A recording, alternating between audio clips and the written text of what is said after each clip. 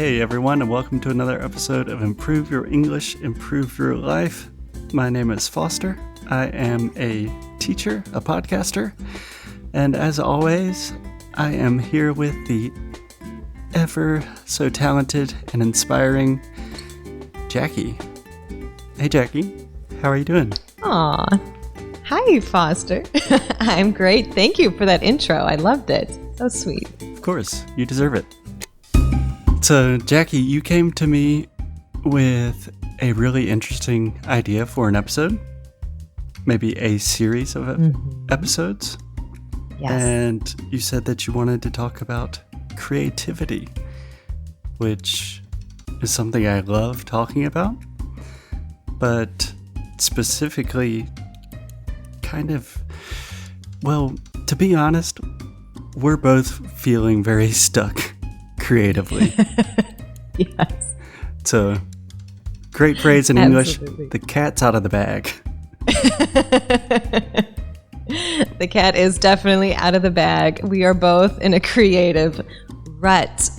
Yes. We are creators and kind of struggling with creating right now. So, welcome everyone to our group therapy session. Pretty much every episode is a therapy session, which I appreciate. It's very, very helpful. So, Jackie, maybe to start, could you share just a little bit? Because the little that I know of you, I see you as an immensely creative person, a very productive person. It's very difficult for me to imagine you getting stuck.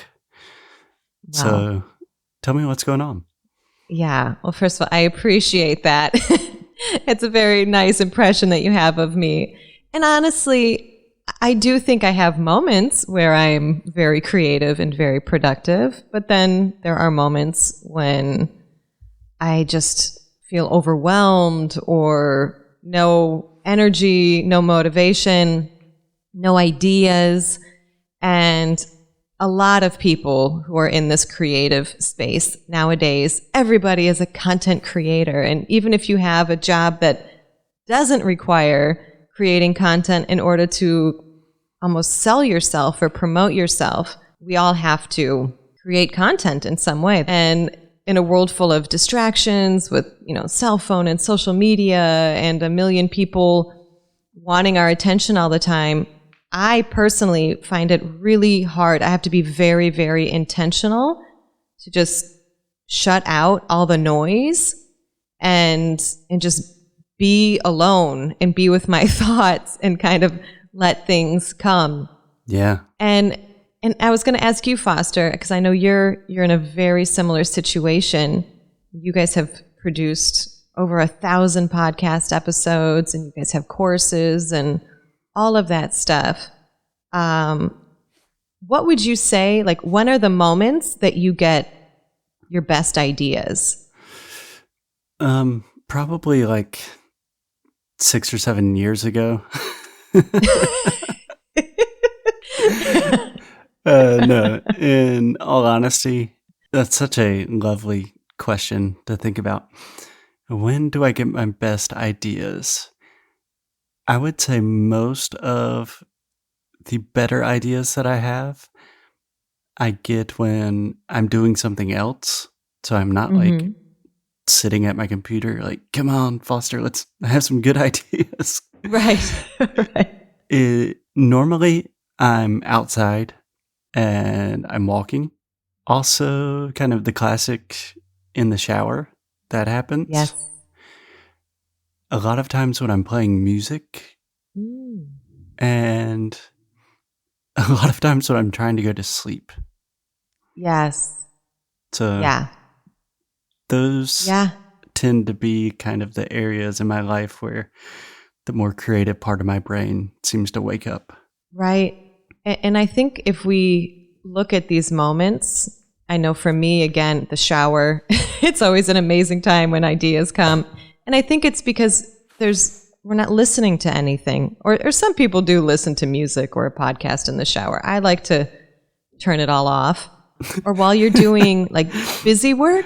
I literally put a Bluetooth speaker in my shower this morning. There you go. Uh-oh. Well, you can play some nice music. Boy. One thing that I try to remember, I do think inside of each of us, we all have like an internal like compass or internal Google or whatever it is, GPS system. We do have a lot of untapped information, ideas, knowledge, wisdom, all of that inside of ourselves. But Yes. we're always listening to things outside of ourselves. And that's amazing. That's great. We learn so much from listening to podcasts and watching TV shows and talking with other people. But we almost do that too much. And then we never have a moment to just sit and actually listen to ourselves.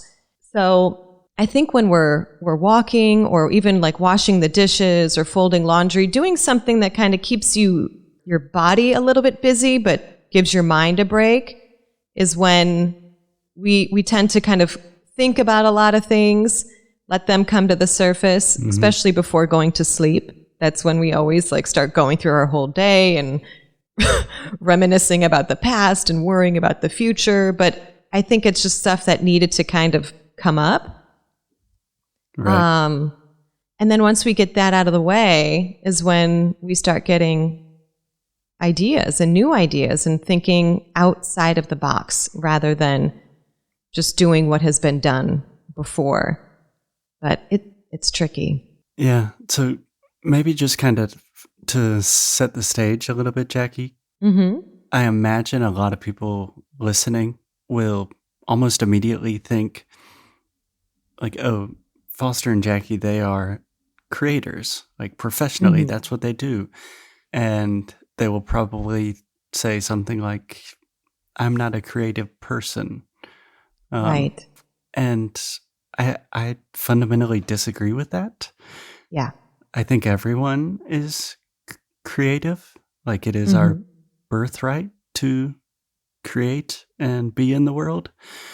So I'm wondering how you're defining creativity here. Like we don't need a beautiful definition, but I think it's much bigger than like creating something super original and then posting it on Instagram. Right. And I think a lot of people associate creativity with being an artist in some way. Like you're creating music or you're creating art or you're creating dance or something for other people to see and enjoy. But we create experiences, we create relationships, we create learning opportunities. We can create buildings and health systems, and there's so much that is involved with being a creative person, and every single person on the planet is creative. Absolutely. In their own way. And like you said, it's our birthright. I 100% believe that it's part of our purpose here on earth. Like we're here in this lifetime. We're here to learn. We're here to grow and evolve and create, but create from a place of intention, create from a place of love. And that can be a little bit tricky because when we get into this comparison trap, when we're always looking at what everybody else is doing, sometimes we think, oh, I like what that person's doing. I need to do the same thing. Or we think, oh, I'll never be as good as that person. So why bother? And that's when you have to kind of cut out the external noise and get in touch with yourself in a little bit better way. And I think some good ways to do that is through play and trying to get into a flow state. We see this with children, like children and like the elderly, when you think about it, are probably our best examples of people who know how to be in flow and just play because they don't really care what anybody thinks about them. They're just doing what they want to do and they're present in that moment. And it frees you. It frees you from a lot of stuff that's weighing you down or worrying you or stressing you out, just stuff that's sapping your energy. Yeah. I think being in nature is very helpful. You know, going to the beach or walking in the woods or just sitting in the grass. There's something that you can just feel that just calms you and grounds you and kind of opens up a bit of like a creative portal in some way.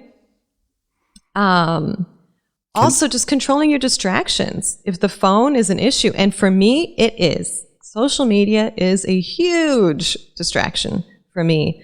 And I need to be very intentional. Put the phone away. Go for a walk without it. Leave it, downstairs for the next few hours and just life will be okay. Like if someone really needs to get in touch with me, I'm sure they will find a way.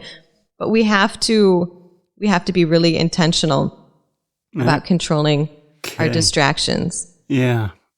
I mean, I think most people, if they've already listened to this podcast before, they know my perspectives on cell phones.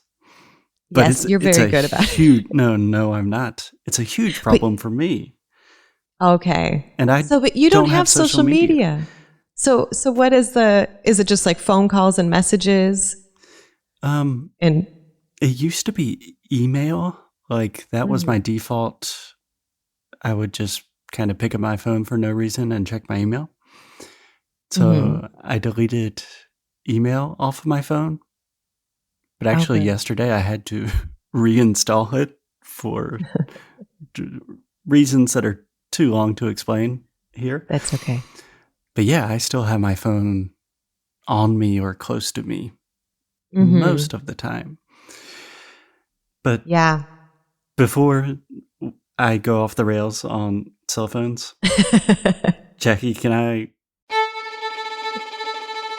make one observation about something you said and then follow that up with a question? Yeah, of course. Cool. So I really loved how you talked about that our ability to create, our birthright, should come from a place of intentionality, and of love. Yeah. Because I think a lot of, even the word create and creation, like it's kind of been diluted because we think about like creating content. So if you're having difficulty imagining yourself as a creative person, I think a different way to frame that is just like sharing your gift with the world. Yeah. And if you don't think you are gifted, maybe you're not like a classical pianist, but you're probably a nice person that's compassionate and loving and sweet. So I think sharing that is just a creative act in and of itself. Yeah. And I think a lot of us think, well, you have to be, really amazing at something. But to me, what I find the most inspiring are those people that I can relate to. So if someone is normal or like me or not incredibly talented at something, yet they're still doing it and they're having a good time. And a lot of it is more like the feeling that you have while you're creating. Like what frequency are you in? What energetic state are you in while you're creating something? And that will also be transmitted to whoever is receiving the song or the video or the content. And that's why I think like when you create anything from a place of intention, like good intention and a place of love, you're gonna enjoy the process, and other people will pick up on that as well. So it's not necessarily like what is being created per se, it's more like the feeling that is being generated throughout the creative process. Yes. And And also the feeling that whoever is receiving it, they will hopefully feel feel something good from that as well. And that creates like a chain effect. It kind of like a domino effect. It goes from one to the other, to the other, to the other. And you kind of spread that good energy, those positive vibes along, that inspiration along. But I think people put way too much pressure on themselves. And I think that's why it's so good to just focus on just play, be in a flow state, just, do something really simple and kind of see what comes up. And a few like prompts, I would say, and we could even repeat these at the end as like the homework assignment. But can I ask a quick question, Jackie? Yeah. So that was actually my question so recently, earlier this week, I was talking with my partner, Alexia, talking about flow states. Yeah. And she had never heard of the phrase flow states. And I was like, because I just read a lot about that. So can you explain a little bit, what do you mean by flow and also play? Great questions. Yeah. So a flow state is basically when you're so involved in whatever it is you're doing, you kind of lose track of time. And, Foster, you're a musician. So if you're playing music and you're just really focused on playing those chords and creating the new song or whatever it is that you're doing, you kind of just lose track of time. You're not really aware of everything else that's going on or could be going on around you. You're kind of like lost in that flow. And it's actually a beautiful feeling. And I think a lot of us crave that. It's a great feeling when you're so into the present moment that you're not thinking about the past or the future or anything else. Yeah. And you're just giving it all your attention. Honestly. So that's how I would describe flow.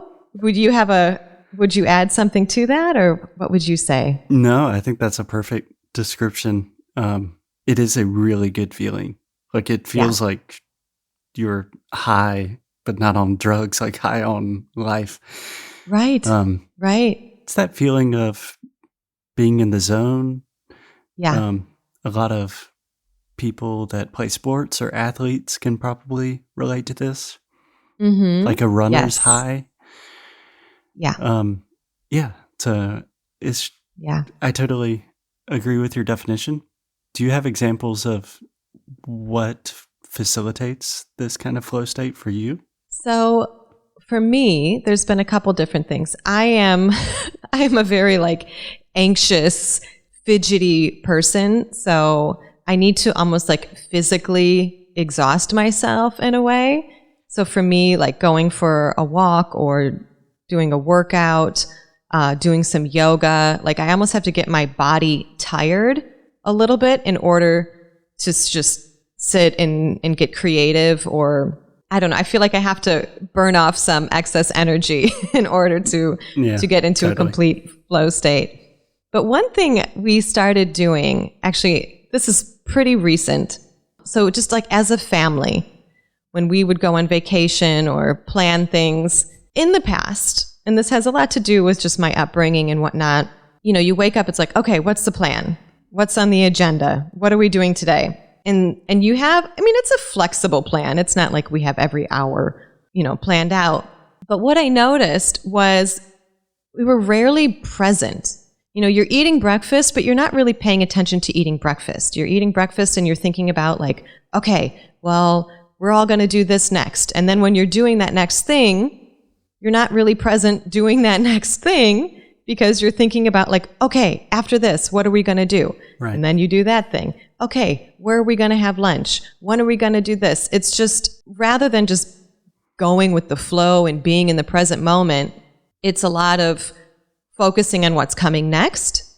And what I've started playing around with a little bit, and I've done this a few times. So for example, like my husband and I, we'd take the kids somewhere, like going to Disney, for example. There's a million ways you can do Disney.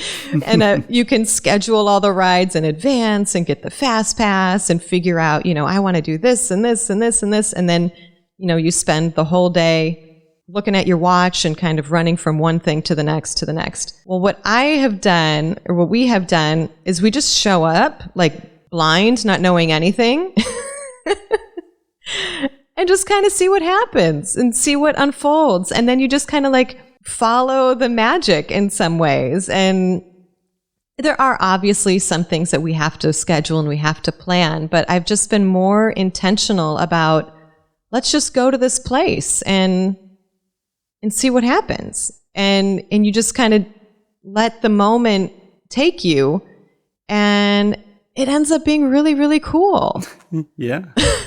So essentially, it's like running it back to the 1990s. Right. Right. Where you just kind of show up with no plans. Yeah. And then you're just open.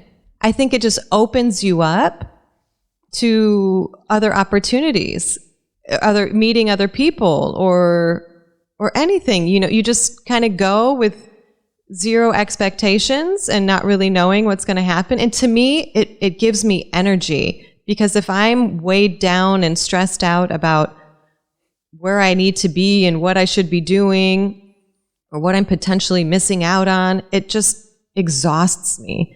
And I just feel like if I go and I'm just happy about being there rather than stressed out and yelling at everybody to run to the other side of the park or go do this, it's just kind of a different way to do things. And it's kind of fun.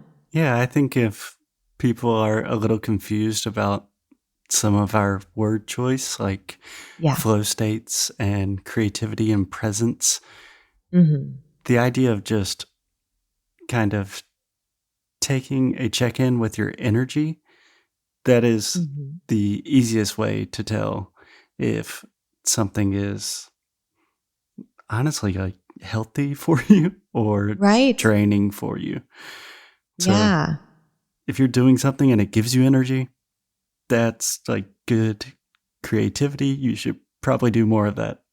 Yes, if it's follow you that. Tired, to like try to cut that out of your life if possible. Exactly. And I'm curious to know about you, Foster. What do you do to get into a flow state? What do you personally do to get out of a creative rut, or what works, what hasn't worked? Yeah, to be honest, I've been really struggling with this, at least for the past couple of years. So one thing I always have is music, but it's a very small part of my life. Like I'm not just lost in playing guitar for like 6 hours a day. It's like a little like break here and there. Physical activity always helps. Nature always helps. And I think what has helped me most recently, where I've been like really, really stuck creatively and just like stuck in my life, like I don't know what I want to do, or just having conversations, like talking to people. So in our conversation right now, I'm looking at the time and I'm thinking, oh my goodness, we've already recorded for 40 minutes. Oh no, again. But that's a good thing. That gives me energy, and it takes my mind off of all the other crazy things that I'm thinking about all the time. Yeah, I agree. And I think it's good. You lose track of time. We're in the flow state. Yeah.